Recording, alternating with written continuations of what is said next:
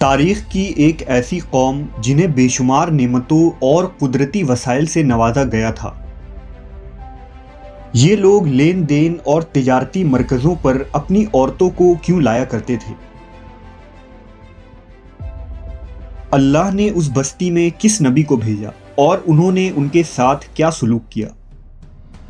انہوں نے ایسا کون سا عمل کیا کہ ان پر 2 عذابیں نازل ہو گئیں؟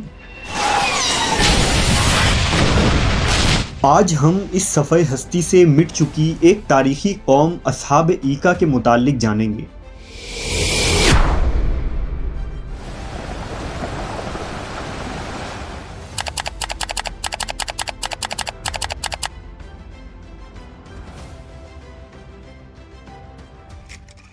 یہ 3000 قبل از مسیح کا زمانہ تھا جب بحر قلزم کے مشرقی کنارہ اور عرب کے شمال مغرب میں مدین نامی ایک بستی آباد تھی۔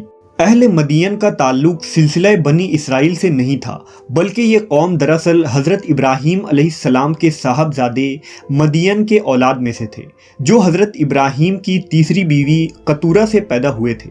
اس لیے حضرت ابراہیم کی یہ خاندان بنی قطورہ بھی کہلاتی ہے۔ مدین اپنے اہل و عیال کے ساتھ اپنے سوتیلے بھائی حضرت اسماعیل کے پہلو میں حجاز کے شمالی علاقوں میں آباد ہو گئے۔ یہی خاندان آگے چل کر ایک بڑا قبیلہ بن گیا، جنہیں تاریخ میں اہل مدین یا اصحاب ایکا کے نام سے جانا جاتا ہے۔ اہل مدین کا زمانہ حضرت موسیٰ علیہ السلام سے پہلے کا زمانہ ہے۔ یہ وہی زمانہ ہے جب سدوم اور عمورہ کے علاقوں میں قوم لوط فساد مچا رہی تھی۔ مدائن ایک ترقی یافتہ اور شہری علاقہ تھا، جبکہ اصحاب ایکا دیہاتی اور بدوی قبیلے کی آبادی والا علاقہ تھا، جہاں جنگل اور بن آباد تھے۔ کہا جاتا ہے کہ ایکا کے معنی گھنا درخت ہوتے ہیں، اور ایسا ہی ایک گھنا درخت مدین کے نواحی آبادی میں موجود تھا، جس کی لوگ پوجا پاٹ کیا کرتے تھے۔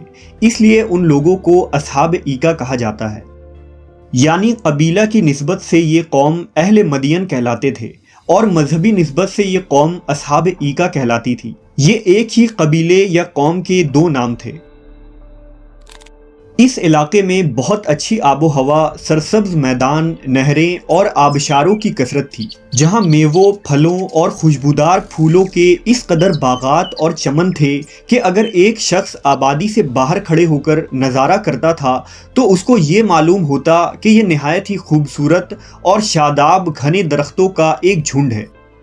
اس قوم کے لوگ بڑے اور وسیع جنگلات، باغوں اور پھلدار درختوں کے مالک تھے۔ اہل مدین کے لوگوں کا بنیادی پیشہ تجارت تھا۔ اس قوم کے لوگوں کی زندگی پرسکون تھی اور فراوان دولت کے مالک تھے، لہذا اللہ کی عطا کی ہوئی ان نعمتوں کا شکر ادا کرنے کے بجائے اہل مدائن غرور و غفلت میں ڈوب گئے اور زمین میں خوب فساد مچانے لگے۔ دراصل اہل مدائن کے لوگ حقوق اللہ کے ساتھ حقوق العباد میں بھی پامالی کر رہے تھے اور تمام انسانی حقوق کی دھجیاں بکھیر رہے تھے۔ اہل مدائن کفر و شرک میں مبتلا تھے اور درختوں کی پوجا کیا کرتے تھے۔ لین دین اور بیوپار میں بھی وہ بے ایمانی اور ناپ تول میں کمی کیا کرتے تھے۔ راستوں میں بیٹھ کر لوٹ مار کرتے، لوگوں کے اموال چھینتے، غنڈہ ٹیکس وصول کرتے اور قسم قسم کے کفریہ رسم و عقائد کی پیروی کیا کرتے تھے۔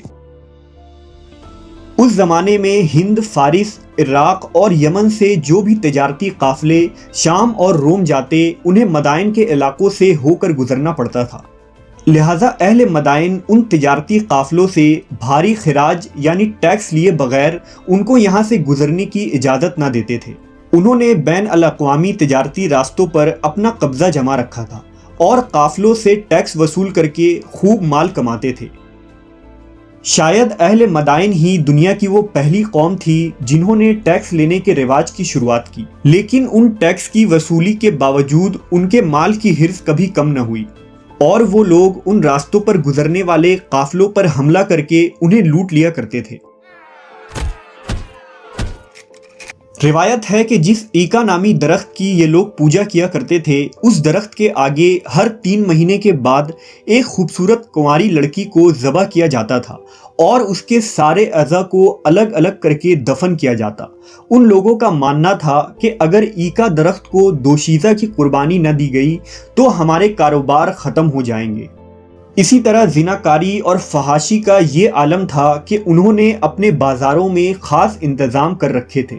یہ لوگ اپنی بہنوں اور بیویوں کو اپنے کاروباری مرکزوں پر اوریاں لباس میں بٹھا دیا کرتے، اور جب کوئی تاجر آتا تو وہ شہوت کے ہاتھوں مجبور ہو کر ان لڑکیوں میں مصروف ہو جاتا، جس سے وہ ناپ تول میں خوب کمی کرتے اور اکثر چیزیں ہی بدل ڈالتے تھے۔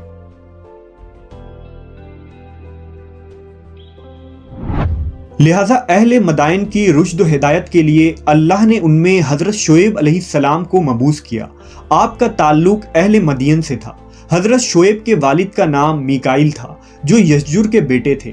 یشجر مدین کی اولادوں میں سے تھے جو حضرت ابراہیم کے صاحبزادے ہیں۔ اس طرح حضرت شعیب کا نسب حضرت ابراہیم علیہ السلام سے جا ملتا ہے۔ حضرت شعیب عرب کی سرزمین میں بھیجے گئے تیسرے نبی ہیں جو حضرت ہود اور حضرت صالح علیہ السلام کے بعد مبعوث کیے گئے۔ توریت میں حضرت شعیب علیہ السلام کا ذکر باب خروج میں جیتھرو کے نام سے آیا ہے، لیکن اس باب میں آپ کے متعلق بہت زیادہ معلومات نہیں ملتے۔ بچپن سے ہی حضرت شعیب علیہ السلام کی پرورش اس طرح ہوئی تھی کہ وہ اپنے قوم کے نیک اور معزز ترین شخص مانے جاتے تھے۔ آپ انتہائی نیک، ذہین اور شریف النفس انسان تھے۔ نبوت کے عہدے پر فائز ہونے کے بعد حضرت شعیب نے دعوت و تبلیغ کا آغاز کیا اور اہل مدین کو خطاب فرماتے ہوئے کہا، اے میری قوم، اللہ کی عبادت کرو کہ اس کے علاوہ تمہارا کوئی خدا نہیں، اور خبردار ناپ تول میں کمی نہ کرنا، اور میں تمہارے بارے میں اس دن کے عذاب سے ڈرتا ہوں جو سب کو احاطہ کر لے گا۔ میں تمہارے لیے ایک امانت دار پیغمبر ہوں، لہٰذا اللہ سے ڈرو اور میری اطاعت کرو۔ حضرت شعیب کی توحید کی دعوت سن کر قوم کے متکبر سردار غضبناک ہو گئے اور کہا، اے شعیب، ہم تم کو اور تمہارے ساتھ ایمان لانے والوں کو اپنی بستی سے باہر نکال دیں گے، ورنہ تم سب کو ہمارے مذہب پر واپس آنا پڑے گا۔ حضرت شعیب اپنی قوم کی بدعمالیوں پر سخت رنجیدہ رہتے اور انہیں بار بار واعظ و نصیحت کرتے۔ حضرت شعیب کی دعوت کے جواب میں اہل مدین طعنہ زنی کرتے ہوئے انہیں سنگسار کرنے کی دھمکیاں دینے لگے۔ قوم کے لوگوں کی دھمکیوں کے بعد حضرت شعیب کو اس بات کا اندازہ ہو گیا کہ ان کے دلوں پر مہر لگ چکی ہے اور ان پر کسی بات کا کوئی اثر نہیں ہوگا، لہٰذا انہوں نے اپنے رب سے دعا کی کہ اے پروردگار، ہم میں اور ہماری قوم میں انصاف کے ساتھ فیصلہ کر دے، اور آپ سب سے اچھا فیصلہ کرنے والے ہیں۔ در حقیقت ان الفاظ کے ساتھ حضرت شعیب نے اپنی قوم میں سے جو کفار تھے ان کی ہلاکت کی دعا کی تھی، جسے اللہ نے قبول فرمایا۔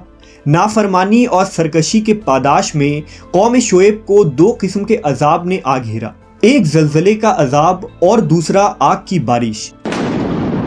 لہٰذا روایت ہے کہ جب وہ اپنے گھروں میں آرام کر رہے تھے تو یک بیگ ایک ہولناک زلزلہ آیا، اور ابھی یہ ہولناکی ختم بھی نہ ہوئی تھی کہ اوپر سے آگ برسنے لگی۔ قوم پر عذاب آتا دیکھ کر حضرت شعیب علیہ السلام اپنے اہل و عیال اور ساتھیوں کو لے کر یہاں سے چل دیے۔ اللہ نے ان لوگوں پر جہنم کا ایک دروازہ کھول دیا، جس سے پوری آبادی میں شدید گرمی اور لو کی حرارت و تپش پھیل گئی، اور بستی والوں کا دم گھٹنے لگا، اور گرمی کی تپش سے ان کے بدن جھلسے جا رہے تھے۔ علامہ ابن کثیر لکھتے ہیں کہ یہ تپش و گرمی ان پر قائم رہی، اور 7 دن مسلسل ان پر ہوا بند ہو گئی، جس کی وجہ سے پانی اور سایہ بھی ان کی گرمی کم نہ کر سکا، اور نہ ہی وہ درخت کے جھنڈ ان کے کام آئے جن کی وہ پوجا کیا کرتے تھے۔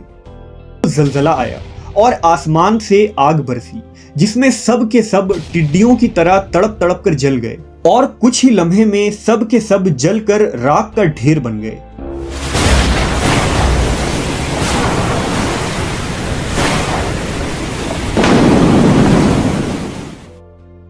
اگلی صبح یہ سرکش اور مغرور قوم اوندھے اور جھلسے پڑے تھے، اور یہ سرسبز و شاداب علاقہ جو کل تک مدائن کہلاتا تھا تاخت و تاراج ہو چکا تھا۔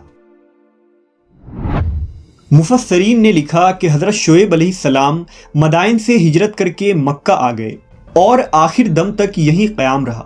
حضرت شعیب نے 400 سال کی طویل عمر پائی اور کعبہ شریف کے غربی جانب مدفون ہوئے۔ بعض مفسرین کے مطابق حضرت شعیب علیہ السلام کی ایک صاحبزادی کا نکاح حضرت موسیٰ علیہ السلام سے ہوا۔ اس طرح آپ کو حضرت موسیٰ کے سسر ہونے کا بھی شرف حاصل ہے۔ آج مدین کا یہ علاقہ سعودی عرب کے شمالی مغربی ضلع تبوک کے علاقے البدا میں واقع ہے، جسے مدائن شعیب کہا جاتا ہے۔ مغرب میں سب سے پہلے برطانوی سیاح روپیل نے سال 1850 میں مدائن شعیب کا سفر کیا تھا۔ اسی طرح مشہور مورخ حمد الجاسر اور یعقوبی نے بھی اپنی تصنیف میں مدائن شعیب کا تذکرہ کیا ہے۔ ان تحریروں کے مطابق یہ علاقہ 2000 سال قبل مسیح تک آباد تھا۔ مدائن شعیب میں چٹان تراش کر بنایا ہوا ایک قدیم نخلستان ہے، اور یہاں پہاڑوں اور چٹانوں میں بے شمار گھر اور تاریخی عبادت گاہیں تراش کر بنائی گئی تھی۔ آج مدائن شعیب کے یہ ویران نخلستان، وادیاں اور بوسیدہ کھنڈرات چیخ چیخ کر یہ گواہی دے رہی ہیں کہ حقوق العباد کی پامالی کرنے والے ظالم قوم پر جب قہر الہی نازل ہوتا ہے تو وہ صفحہ ہستی سے ہی مٹ جاتے ہیں۔ اصحاب ایکا اور اہل مدائن کو اس روئے زمین پر نشان عبرت بنا دیا گیا، جنہوں نے سچے رسول کا انکار کیا اور شرک و کفر اور تجارتی معاملات میں کمی بیشی کر کے اللہ سے بغاوت کی۔ آج نوع انسان کو صفحہ ہستی سے مٹے ہوئے ان قوموں سے سبق لینے کی ضرورت ہے۔ کیا کہیں ہم خود آج ناپ تول اور لین دین میں ناانصافی کے اس بدعمالی میں مبتلا تو نہیں؟ جبکہ آج معاشرے کا حال یہ ہے کہ عقل کے پیدا کیے ہوئے مذاہب سیکولرزم، لبرلزم، کمیونزم، سوشلزم اور کیپٹلزم کے ماننے والے اقوام جانوروں سے بھی بدتر فکر حیات کے مالک ہیں۔ پیٹ کی خواہشوں نے ان عقل زادوں کو اندھا کر کے انسانی بستیوں میں خون کی ہولی کھیلنے اور ندیاں بہانے کے سوا کوئی کام نہیں سکھایا۔ اکنامک ڈیولپمنٹ اور پروفٹ کی حرص کے نام پر آج کے ملٹی نیشنل کمپنیز کے پیدا کیے گئے لوگ وحشت، درندگی اور دہشت گردی میں بھیڑیوں، شیر، چیتوں اور جنگل میں بسنے والے خونی درندوں کو بھی پیچھے چھوڑ دیا ہے، جنہیں نہ تو حلال و حرام کی تمیز ہوتی ہے اور نہ ہی ناپ تول اور لین دین میں انصاف کی پرواہ۔ لہٰذا انسانیت کے لیے اسی میں فلاح اور بھلائی ہے کہ وہ اسلام کی دی گئی تجارتی اصولوں اور صاف ستھرے معاملات کو اختیار کرے اور آخری نبی حضرت محمد صلی اللہ علیہ وسلم کی مثالی شخصیت کو اپنائے۔